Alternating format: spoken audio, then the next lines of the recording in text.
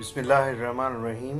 बाज़ अफराद माफ़ौक़ल फ़ितरत मखलूक और जिन्नात पर बिल्कुल यकीन नहीं रखते, बहुत से इस पर यकीन रखते हैं।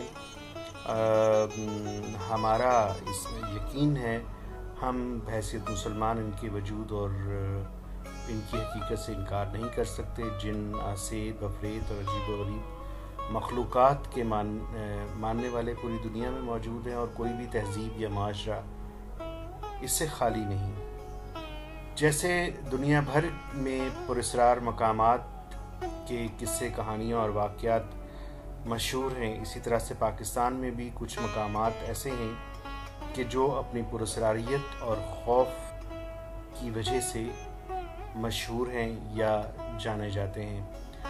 तो कुछ जगहों के बारे में कहा जाता है कि यहाँ परियाँ रहती हैं, किसी के बारे में कहा जाता है यहाँ रूहें राज करती हैं, कुछ के बारे में कहा जाता है कि यहाँ पे गैर मामूली साए या सरगर्मियों को देखने का दावा कई लोगों ने किया है। तो आइए हम इन्हीं मकामात में से एक मकाम की तरफ चलते हैं जो शायद मैं दावे से कह सकता हूँ कि हमारी अक्सरियत उस मकाम से अभी तक नावाकिफ़ है। ये है जी कराची का एक तारीख़ी कब्रिस्तान, बल्कि कहना चाहिए कि ये इस कब्रिस्तान में एक मकबरा नहीं है, कई मकाबिर हैं। तो हम कह सकते हैं कि कराची के तारीख़ी मकाबिर, जहाँ पे आसेब और रूहें रहती हैं और भी वहाँ पे अजीब व गरीब किस्म के वाक़यात होते हैं। कराची में बसने वालों की अक्सरियत को ये मालूम तक नहीं कि उनके शहर से सिर्फ 29 मील के फासले पर ठट्ठा को जाने वाली शाहराह पर एक ऐसा कब्रिस्तान मौजूद है जहां माजी के हुक्मरानों के ख़ानदान दफन हैं। बल्कि उन कब्रों का मखसूस ज्योमेट्रिकल अंदाज़े बनावट उन्हें शाहकार बनाता है। ये कब्रिस्तान अगर किसी और मुल्क में होता तो उसे यूनेस्को के आलमी वर्से की फहरिस्त में शामिल किया जाता, मगर हमारे यहाँ उसके बारे में लोग जानते तक नहीं। ये कब्रिस्तान कराची से ठट्ठा को जाने वाली शाहराह पर 29 किलोमीटर के फासले पर मौजूद है, जिसमें माजी के बादशाह और मलकाएँ मदफून हैं। इस मतरूका कब्रिस्तान के बारे में कहा मशहूर है कि जैसे ही सूरज गुरूब होता है तो यहाँ मौजूद कब्रें जलने लगती हैं और बहुत ज़्यादा गर्म हो जाती हैं, और कुछ लोगों का कहना है कि कुछ कब्रों में से चीखो पुकार भी सुनाई देती है। इस कब्रिस्तान को 1917 में ठट्ठा के एक असिस्टेंट कलेक्टर ने दरियाफ्त किया था, और इस कब्रिस्तान में 700 से ज़ायद कब्रें पक्की और हज़ारों की तादाद में कच्ची हैं। पक्की कब्रें अपने दौर के फ़न तामीर का बेमिसाल नमूना है। और कब्र क्या है? हर कब्र एक पूरा मकबरा है जिसके ऊपर एक मखसूस ज्योमेट्रिकल पैटर्न बनाए गए हैं। ये कब्रें जंग शाही के पत्थर से तामीर हुई हैं और इन कब्रों पर खूबसूरत फूल पत्तियाँ और दीगर अशकाल बनाई गई हैं। अक्सर कब्रों की तामीर अहरामी तर्ज पर है।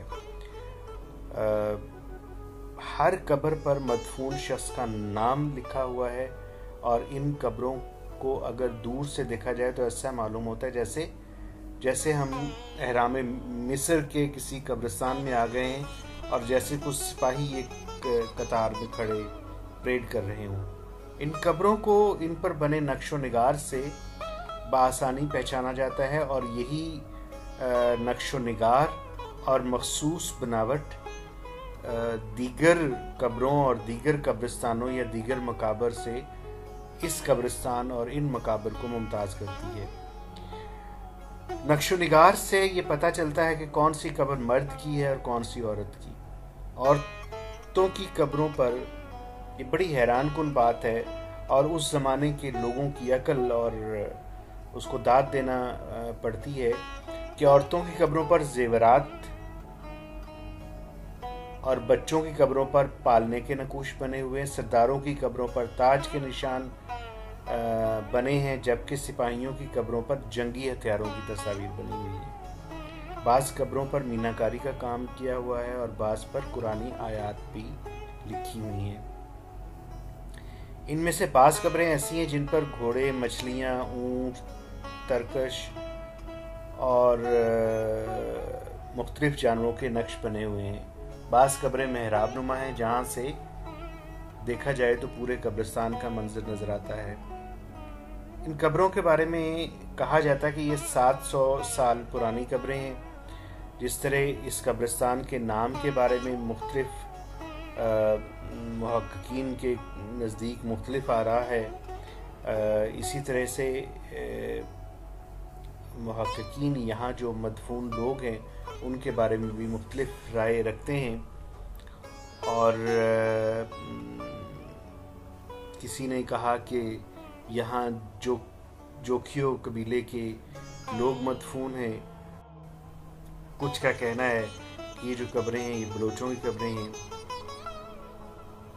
کہ ہاں بعض لوگوں کے نزدیک یہ کہ یہاں پہ دو قبیلوں کے درمیان جنگ ہوئی اور ایک قبیلے کو فتح حاصل ہوئی، جس قبیلے کو فتح حاصل ہوئی اس قبیلے نے اپنے شہداء، اپنے مرنے والوں کو اعزاز کے ساتھ دفن کرنے کے لیے یہ ایک نئے طریقے کی قبریں بنائیں، اور اس کے بعد پھر یہ رواج پڑ گیا، اور اس کے بعد جب بھی کوئی بڑا مرتا، کوئی عورت یا مرد، تو اس کا باقاعدہ اس طرح کا مقبرہ تعمیر کیا جاتا۔ 600 سالہ قدیم اس قبرستان کے بارے میں مشہور ہے کہ یہاں آسیبوں کے سائے ہیں اور روحیں اکثر یہاں بھٹکتی رہتی ہیں، اس لیے کوئی بھی شخص شام کے بعد اس قبرستان میں جانے کی جرات نہیں کرتا۔ قریب کی آبادیوں میں رہائش پذیر افراد کا کہنا ہے کہ شام ہوتے ہی یہاں پراسراریت کا راج شروع ہو جاتا ہے اور یہاں سے غیر مانوس آوازیں اور ہیولے نظر آتے ہیں۔